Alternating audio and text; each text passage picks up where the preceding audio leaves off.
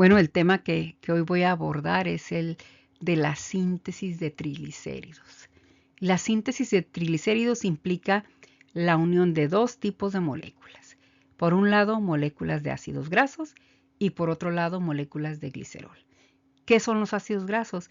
Recordemos que los ácidos grasos son cadenas hidrocarbonadas que en un extremo tienen una molécula, un grupo funcional que se llama ácido carboxílico. Recordemos además que los ácidos grasos son, al tener esta cadena hidrocarbonada, esta cadena, quienes se unen por enlaces covalentes formando esta cadena son los átomos de carbono. Y los átomos de carbono se pueden unir por enlaces sencillos, lo que hace al ácido graso un ácido graso saturado. Pueden tener al menos un doble enlace, lo que hace al ácido graso un ácido graso insaturado o monoinsaturado. Y si tenemos un ácido graso que presenta dos o más dobles enlaces carbono-carbono, le llamamos ácido graso poliinsaturado. Pueden ser 2, pueden ser 3, pueden ser 4. ¿Sí? Ahora, ¿por qué son importantes por un lado los ácidos grasos?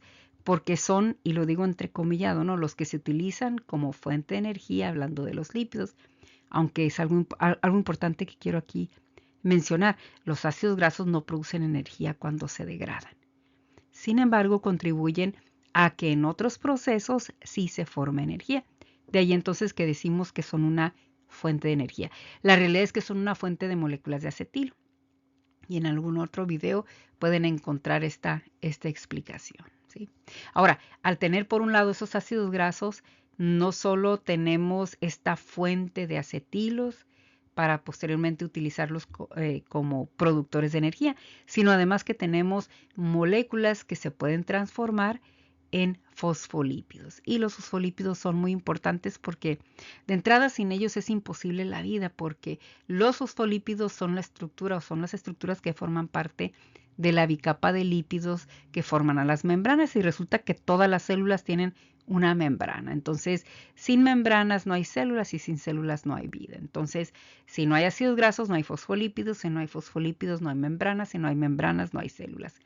Esto significa que todas las células tienen la capacidad de formar ácidos grasos, ¿sí? Porque todas van a tener la capacidad de formar fosfolípidos, por un lado. Por otro lado, tenemos a la molécula de glicerol. La molécula de glicerol es una estructura pequeña de 3 carbonos con 3 grupos OH, es un alcohol.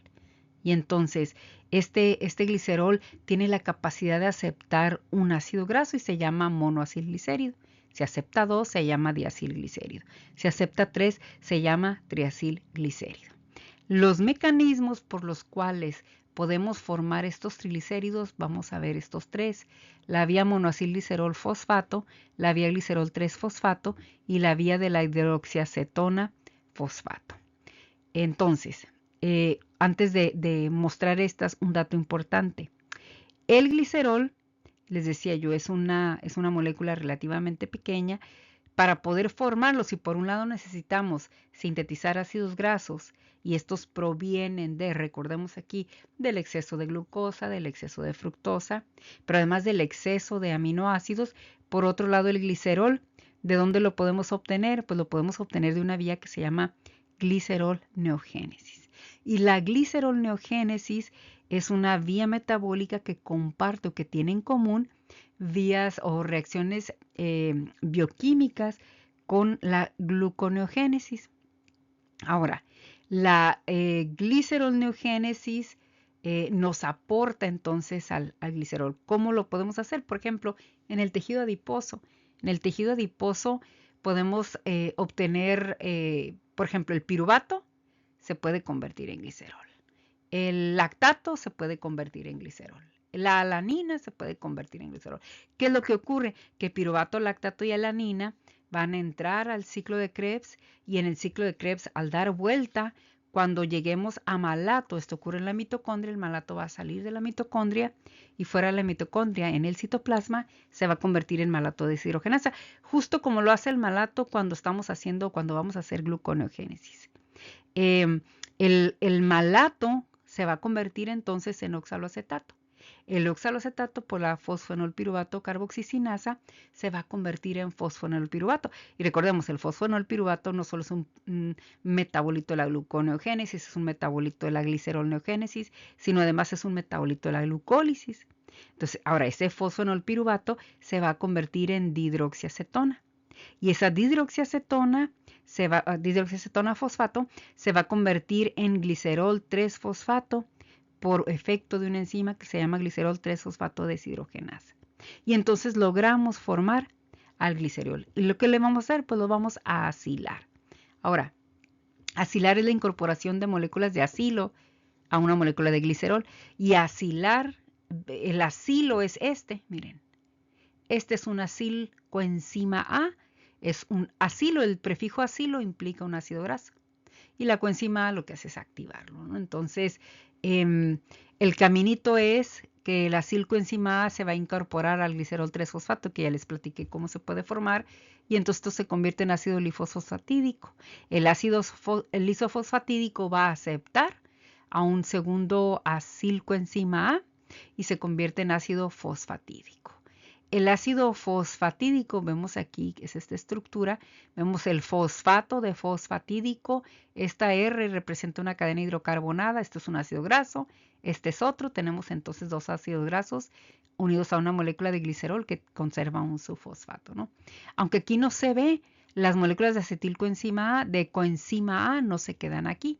Y sírvase el caso para que ustedes reconozcan a la coenzima A. La abreviación tan pequeña de la coenzima A veces nos pudiera hacer pensar que es una estructura molecular muy pequeñita. La realidad es que no lo es. Como vemos en esta imagen, ¿no? Es un nucleótido y vemos que tiene base nitrogenada, una pentosa, fosfato y varios fosfatos, ¿no? Ahora, el ácido fosfatídico pierde su grupo fosfato y entonces tenemos al diacilglicerol. El diacilglicerol o aldiacilglicerol se incorpora la molécula de acilcoenzima A y entonces finalmente le pegamos el tercer ácido graso al glicerol y tenemos entonces la estructura del glicerol con los tres ácidos grasos. Los ácidos grasos pueden ser iguales los tres, dos iguales y uno diferente o los tres diferentes. Y pueden ser tan largos como los lípidos que consumamos en la dieta. Normalmente formamos el de 16 carbonos, que es el ácido palmítico, pero bueno, ya cuando se combinan todos, pues bueno, en la dieta obtenemos ácidos grasos de cadenas más largas, ¿no? Ahora, regresando un poquito, bueno, estas vías para la síntesis de triglicéridos que mencioné que eran tres, cuando hablamos de la vía del monoacilglicerol fosfato, esto ocurre principalmente en los enterocitos, en donde se utilizan los lípidos de la dieta para incorporarlos al monoacilglicerol y reestructurar triglicéridos. Otra vía muy importante en el hígado es la de la glicerol 3-fosfato. ¿Por qué? Porque el hígado posee una enzima que se llama glicerol quinasa, en donde el glicerol se convierte en glicerol 3-fosfato y entonces lo podemos incorporar a la vía de la síntesis de triglicéridos, ¿no? Este es muy, muy importante y le llaman también la ruta de Kennedy en honor a quien la descubrió. Por otro lado, tenemos la vía de la hidroxiacetona fosfato que ocurre de manera muy importante en el adipocito, ya que el adipocito carece de glicerol quinasa. Entonces, lo que hace aquí es la dihidroxiacetona fosfato se convierte en glicerol 3-fosfato. Y entonces ya tenemos el esqueleto sobre el cual se pueden incorporar los ácidos grasos. Ahora, ¿cuál es el destino de estos triglicéridos? Les platico un poquito, ¿no? Estos triglicéridos en el hígado, por ejemplo, se van a estructurar o esterificar o acomplejar con otras moléculas, además de una proteína que se llama ApoB100. Y esto lo que va a provocar es que se formen una serie de partículas esféricas como las que vemos aquí, ricas en triglicéridos que conforman una lipoproteína. Y esta lipoproteína se llama VLDL, Very Low Density Lipoprotein. Y esta lo que hace es, bueno, este es un mecanismo para exportar triglicéridos de manera que no se acumulen de manera anormal aquí, que provoquen daño, por ejemplo, una fibrosis. Y no solo eso, sino que además al formarse y exportar estos lípidos, contribuye a que estos se distribuyen a otros tejidos, ¿no? Como vemos aquí, fatty acid, que es es el ácido graso, ¿no? Que estaba aquí adentro y que ahora se libera y que se va a ir a otro tejido.